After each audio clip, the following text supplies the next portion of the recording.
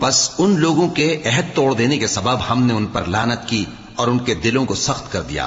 یہ لوگ کلمات کتاب کو اپنے مقامات سے بدل دیتی ہیں، اور جن باتوں کی ان کو نصیحت کی گئی تھی ان کا بھی ایک حصہ فراموش کر بیٹھے، اور تھوڑے آدمیوں کے سوا ہمیشہ تم ان کی ایک نہ ایک خیانت کی خبر پاتے رہتے ہو۔ سو انہیں معاف رکھو اور ان سے درگزر کرو۔ اللہ احسان کرنے والوں کو دوست رکھتا ہے۔ اور جو لوگ کہتے ہیں کہ ہم نصارہ ہیں، ہم نے ان سے بھی عہد لیا تھا، مگر انہوں نے بھی اس نصیحت کا جو ان کو کی گئی تھی ایک حصہ فراموش کر دیا، تو ہم نے ان میں قیامت تک کے لیے دشمنی اور کینہ ڈال دیا، اور جو کچھ وہ کرتے رہے اللہ عنقریب ان کو اس سے آگاہ کر دے گا۔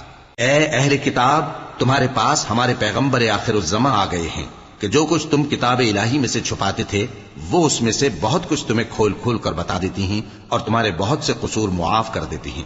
بے شک تمہارے پاس اللہ کی طرف سے نور اور روشن کتاب آ چکی ہے، جس سے اللہ اپنی رضا پر چلنے والوں کو سلامتی کے رستے دکھاتا ہے، اور اپنے حکم سے انہیں اندھیروں سے نکال کر روشنی کی طرف لے جاتا اور ان کو سیدھے رستے پر چلاتا ہے۔ جو لوگ کہتے ہیں کہ اللہ جو ہے وہی مسیح ابن مریم ہے، وہ بے شک کافر ہیں۔ ان سے کہہ دو کہ اگر اللہ عیسیٰ ابن مریم کو اور ان کی والدہ کو اور جتنے لوگ زمین میں ہیں سب کو ہلاک کرنا چاہے تو اس کے آگے کس کی پیش چل سکتی ہے؟